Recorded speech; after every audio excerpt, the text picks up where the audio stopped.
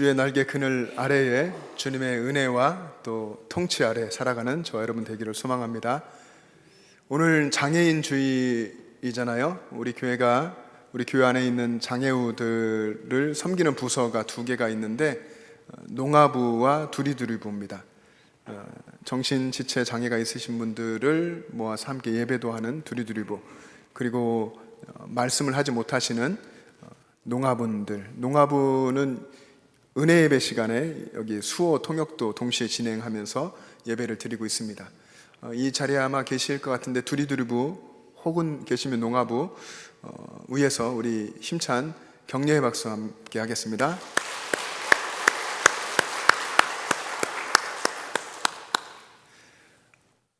주님의 은혜를 사모해서 이 자리에 나오신 여러분들에게 우리 주님께서 큰 은혜를 부어주시기를 소망합니다. 예수님께서 부활하시고 승천하시기 전에 약속을 주셨습니다. 너희에게 성령이 임하시면 너희가 권능을 받으리라 는 약속을 주셨는데, 이 약속은 성령 강림에 대한 약속이면서 또 성령이 주실 하늘에서 내려오시는 그 능력에 대한, 권능에 대한 약속입니다. 이 약속이 사도행전 2장에서 그대로 이루어지죠. 마가 다락방에 모여서 기도하던 120명의 제자들에게 성령이 급하고 강한 바람같이 불같이 강력하게 임했습니다. 그리고 그 120명의 제자들은 각각 다른 언어로 하나님의 큰 일에 대해서 선포했고, 그날에 베드로의 설교를 듣고 3,000명이 세례를 받았습니다.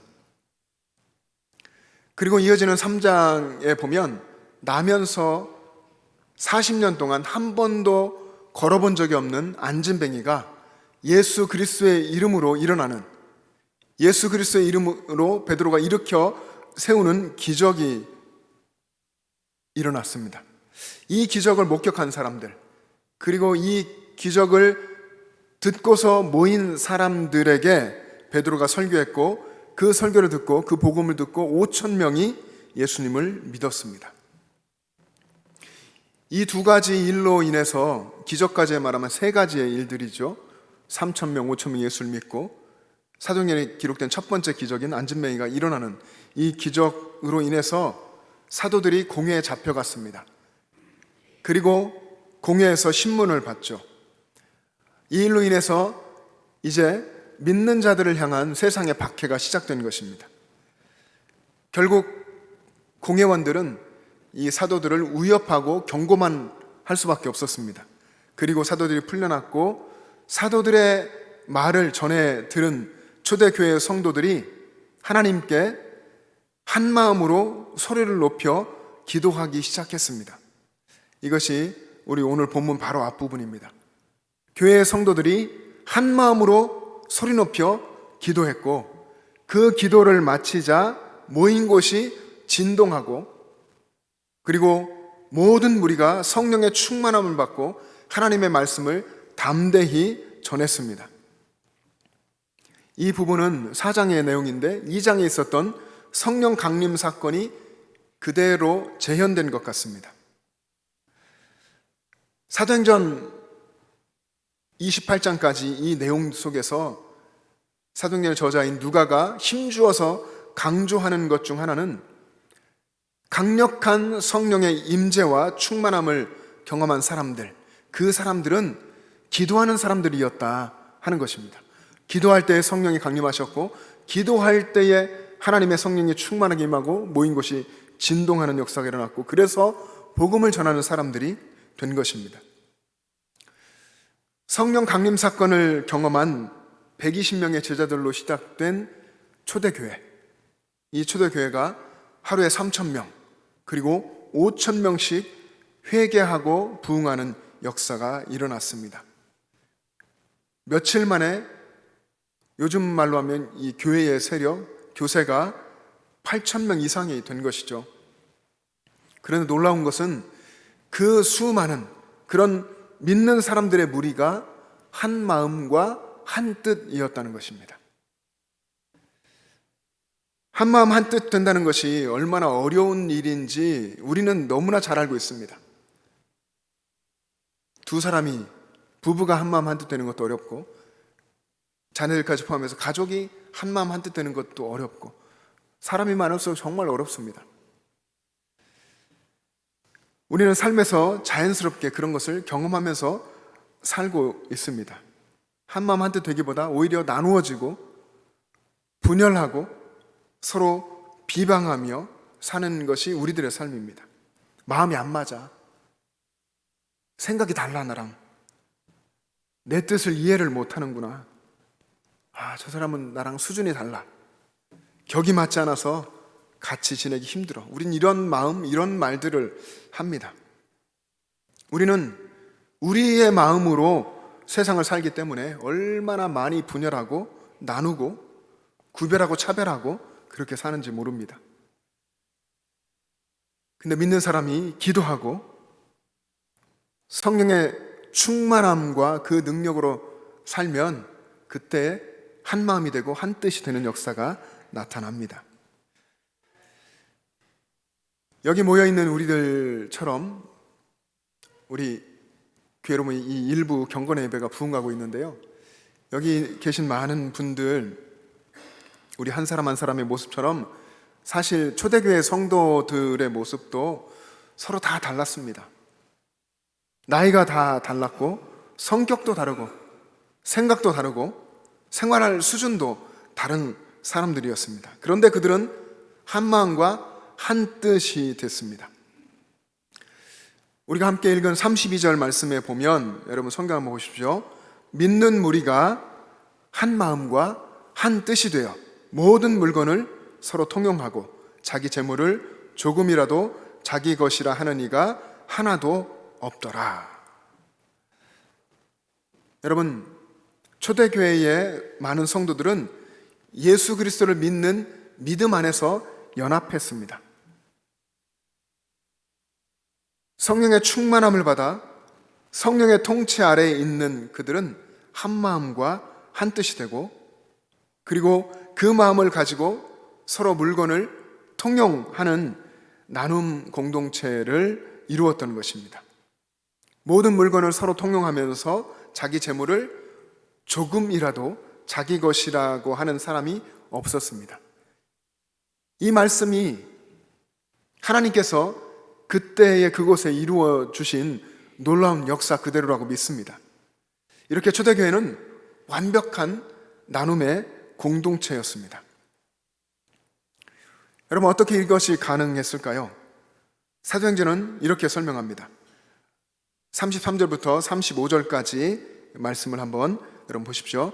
33절부터 35절 같이 읽습니다. 시작. 사도들이 큰 권능으로 주 예수의 부활을 증언하니 무리가 큰 은혜를 받아 그 중에 가난한 사람이 없으니 이는 밭과 집 있는 자는 팔아 그 판 것의 값을 가져다가 사도들의 발 앞에 두매 그들이 각 사람의 필요를 따라 나누어 줌이라. 아멘. 지금 읽은 이 말씀 속에 주목해야 할 단어들이 여러 개 있습니다. 이 내용은 그때의 그 성도들 스스로가 아니라, 또 오늘 이 시대로 말하면 우리가 우리 스스로가 아니라 다른 어떤 것이 있었다 하는 것입니다. 그게 뭐냐면 큰 권능, 하늘로부터 내려온 성령께서 주시는 큰 권능으로 성도들이 주 예수의 부활을 전했다는 것, 그리고 큰 은혜를 받았다는 것, 그리고 은혜 받은 무리들이 자신의 소유를 받아 사도들에게로 가져왔고 그것이 서로 통용되어서 그 중에 가난한 사람이 없었다 하는 것입니다. 큰 권능으로 주 예수 부활의 복음을 전했고, 그리고 그들에게 하나님이 주시는 은혜가 있었다. 여러분, 이때의 사도들이 큰 권능으로 증언한 내용이 무엇입니까? 사도들이 성령의 큰 권능 아래 증언한 내용은 바로 죽음을 이기고 다시 사신 예수의 부활이었습니다. 예수님의 부활. 이 부활의 복음으로 은혜 받은 무리들이 자신의 소유를 팔아서 가난한 자들을 위해서 사도들에게로 가져고 왔습니다. 사도들은 그것을 가난한 자들에게 나누면서 서로 통용하게 하면서 가난한 사람이 그 교회 공동체에는 없었습니다. 어떤 의미에서는 교회가 이것만 추구하는 것은 아니지만 교회 성도들의 부요함은 하나님께서 이렇게 이루시는 것 같습니다. 이것이 초대교회의 모습이었습니다. 자기 소유를 다 팔았지만 자기 소유를 다 팔고 세상을 떠나서 세상 버리고 혹은 산속에 들어가서 공동체 생활을 하면서 자기 삶의 사명까지도 포기하는 그런 이단적인 모습이 아니라 초대교회 성도들은 세상에 가서 자기 소유를 다 팔았지만 서로 통용하며 그리고 세상에 나가서 계속해서 책임 있게 살아가면서 세상 속에서 복음을 전했다 하는 것입니다.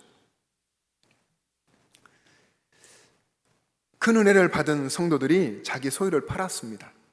여러분, 이렇게 한 그 근본에는 이 소유가, 내가 가지고 있는 이 재물이 내 것이 아니고 하나님의 것이구나, 하나님께서 내게 맡겨주신 것이구나, 이것을 깨달았기 때문일 것입니다. 오늘 본문 34절 중에 있는 밭과 집이 있는 자는 팔아, 이 팔았다 하고 하는 이 헬라어 단어는 폴룬테스인데요, 이 폴룬테스라고 하는 단어가 현재 분사 능동태로 쓰였습니다. 현재 분사 능동태의 이 헬라어의 의미는 계속되는 동작을 의미합니다. 다시 말하면 초대교회의 성도들이 성령의 충만함 아래에서 자기 소유를 팔아서 서로에게 나누어주는 이 일이 능동적으로 자신 스스로의 믿음의 결단 속에서 이루어졌고 상당 기간 동안은 계속해서 이런 일이 지속됐다 하는 것입니다. 여러분, 초대교회 성도들일지라도 이렇게 살아가는 것은 굉장히 놀라운 일입니다. 왜냐하면 신앙생활을 하고 있는 우리는 인간이지 않습니까? 이 인간은 너무나 이기적인 존재여서 자기 물건을 팔아서 남에게 주고 서로 통용한다고 하는 것은 불가능한 일이기 때문에 그렇습니다. 그런데 초대교회에서는 이 역사가 일어났던 것이죠. 어떻게 이 일이 가능했을까? 성령의 강력한 임재와 그분의 통치 아래 살아가는 성도들, 하나님의 권능 아래 살아가고 그리고 그들에게 임한 하나님의 크고도 놀라운 은혜, 이것이 초대교회의 이와 같은 삶을 가능하게 했습니다. 여러분, 하나님은 오늘 본문 속에 기록된 이 당시의 상황을 통해서, 이 초대교회의 모습을 통해서 하나님 나라의 부분적인 모습을 우리들에게 보여주신 것입니다. 그리고 또 동시에 오늘 이 시대의 신앙생활하는 우리들이 바라보아야 할 교회의 원형, 우리가 추구해야 할 교회의 모습을 알려주신 것입니다. 세상의 사람들이 숭배하는 것 중에 대표적인 것이 돈이고 재물이죠. 자기 자신들의 인생의 주인된 자리, 여러분의 이 주인된, 여러분이 늘 바라보고 끌려가는 그것이 여러분의 주인인데, 이 주인된 자리에 돈과 재물이 앉아 있습니다. 사람은 그런 존재여서, 그렇게 타락한 이기적인 존재여서 성령의 권능 아래에 거듭나서 그렇게 놓이게 되고, 예수님께 자기 인생을 드리기 전까지는 이 돈과 재물에서 자유할 수가 없습니다. 예수님을 만나기 전, 진정으로 예수님을 만나기 전까지의 사람들의 모습은 그렇습니다.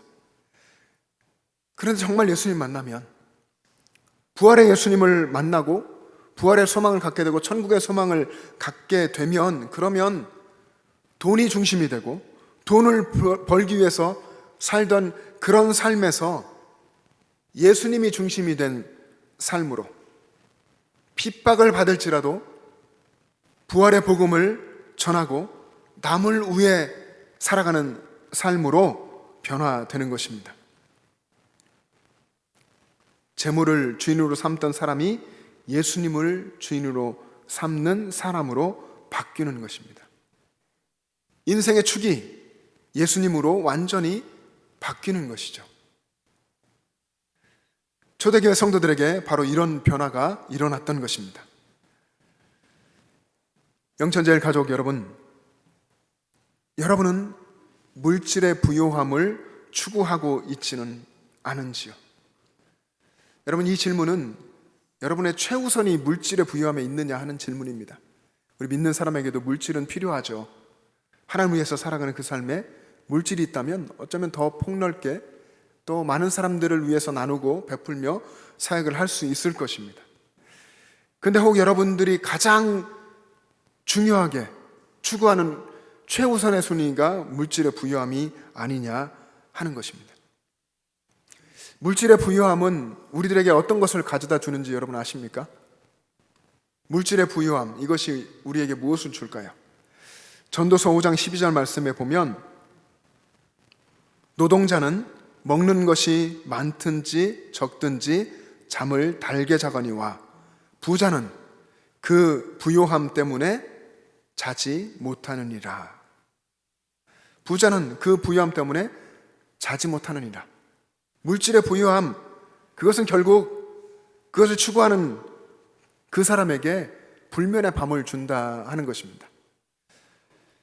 하나님 안에 놓일 때에 하나님이 모든 부를 주시는 주인이라고 하는 것을 인정하며 살아갈 때에 우리 안에 그런 믿음의 역사가 일어나게 되는 것입니다. 사무엘상 2장 7절에 보면 여호와는 가난하게도 하시고 부하게도 하시며 낮추기도 하시고 높이기도 하시는도다 라고 했습니다. 모든 부의 근원은 하나님이십니다. 다윗이 역대상 29장에 보면 인생의 마지막 때에 하나님께 감사의 기도를 길게 올려드리는데 그 중에 역대상 29장 12절 말씀에 보면 이렇게 다윗은 고백했습니다. 부와 귀가 주께로 말미암고 또 주는 만물의 주제가 되사 손에 권세와 능력이 있사오니 모든 사람을 크게 하심과 강하게 하심이 주의 손에 있나이다. 하나님께 모든 것이 있다는 고백을 한 것입니다. 예수님도 마태복음 6장 산상수훈에서 한 사람이 두 주인을 섬길 수 없나니 너희가 하나님과 뭡니까 또? 하나님과 재물을 겸하여 섬길 수 없다. 너희 보물을 하늘에 쌓아두라. 마태복음 6장에서 이렇게 말씀하셨습니다. 예수님은 부에 대해서, 재물에 대해서 많은 말씀들을 하셨습니다. 그 당시 사람이나 그 이후의 사람이나 우리들을 끊임없이 유혹하는 것이, 믿지 않는 사람들을 강하게 붙들고 있는 것이 이 부귀라고 하는 것을 주님은 아셨기에 늘 그런 말씀들을 또 자주 하셨습니다. 누가복음 12장에 보면 어리석은 부자 이야기가 나오는데 여러분이 잘 아실 겁니다. 이 부자에게 밭에 소출이 참 많았습니다. 풍성한 소출을 얻고 이 얻은 곡식을, 이 풍성한 곡식을 어디에 둘까 걱정을 하게 됩니다. 그래서 그는 생각하죠. 이 옛날 곡간을 허물고 새 곡간을 크게 지어야겠다. 그렇게 생각했는데 하나님이, 예수님께서 말씀하실 때 만약에 하나님께서 그 밤에 그 부자 영혼을 거두어가면 그 많은 부가 누구의 것이 되겠느냐라고 비유로 말씀하시죠. 그러면서 마지막 부분에 이렇게 예수님 말씀하십니다. 그 부자는 자기를 위하여 재물을 쌓아두고 하나님께 대하여 부요하지 못한 사람이었다. 자기를 위해서는 많은 재물을 쌓았지만 하나님께 대해서는 그렇게 했기 때문에 부요하지 못한 사람이었다 하는 것입니다. 바울은 고린도 후서 6장 10절에서 믿는 사람이 어떤 사람인지에 대해서 이야기했습니다. 믿는 사람이란 가난한 자 같지만 많은 사람을 부요하게 하고 아무것도 없는 자 같으나 모든 것을 가진 자로다. 참으로 부유한 사람은 어떤 사람입니까? 믿음의 부요함을 가진 사람이죠. 성도가 이런 사람입니다. 성도는 아무것도 없어도, 가난해 보여도 하나님께 대해서 부유한 사람, 모든 것을 가진 사람, 아무것도 없는 것 같지만 모든 것을 가진 사람, 모든 것의 주인이신 하나님이 아버지시니까 그런 사람이다.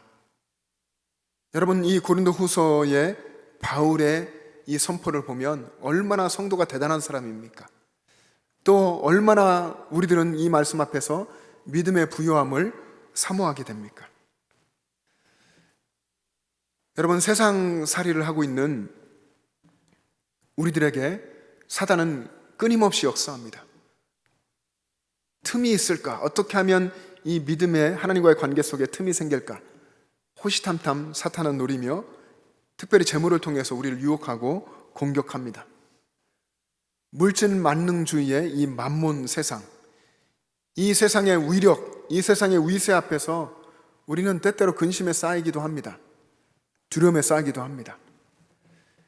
그리고 그 어마어마한 이 세상 앞에서 그렇게 그 세상이 느껴질 때에 우리는 무력감을 느끼기도 합니다. 마치 제자들이 십자가 그 죽음 앞에서 두려움에 떨면서 한 곳에 모여서 문을 닫고 있었던 것처럼 우리도 세상 앞에서 때로 이런 마음이 들기도 합니다. 그러나 사도들과 초대교회 성도들이 그랬던 것처럼 우리도 그런 상황 속에서 전심으로 하나님께 나아가서 기도하고, 기도하는 사람에게 주시는 성령의 충만함과 능력을 받아서 주 예수 그리스도의 부활의 복음을 선포해야 될 줄로 믿습니다. 이 복음이 우리 안에 능력으로 역사하게 되고, 복음을 전하는 자에게도, 복음을 듣는 자에게도 능력으로 역사하게 되고, 전하는 자나 듣는 자에게 하나님께서 큰 은혜를 내려주십니다.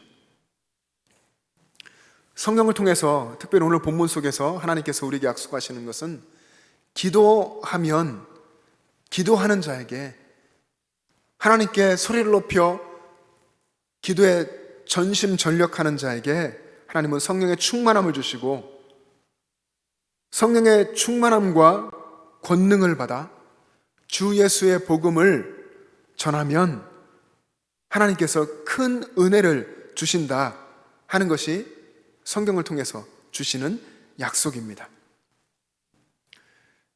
저는 여기 예배하는 여러분들이 주 예수의 부활의 복음을 전하는 사람들이 되기를 소망합니다. 그리고 여러분들의 모임인 우리 교회가 무엇보다도 우리 주님의 가장 큰 명령을 따라서 복음을 전하는, 예수 부활의 복음을 전하는 교회 공동체 되기를 소망합니다. 그럴 때에 하나님께서 우리 가운데 큰 은혜를 부어주시고, 하나님 나라 아름다운 공동체를 이루게 하시고, 우리에게 주신 이 복음의 놀라운 은혜가, 생명살린 은혜가 우리 가족 식구들에게로, 이웃에게로 흘러가게 하실 줄로 믿습니다. 그런 삶 살아가는 여러분 되시기를 축복합니다. 기도하겠습니다.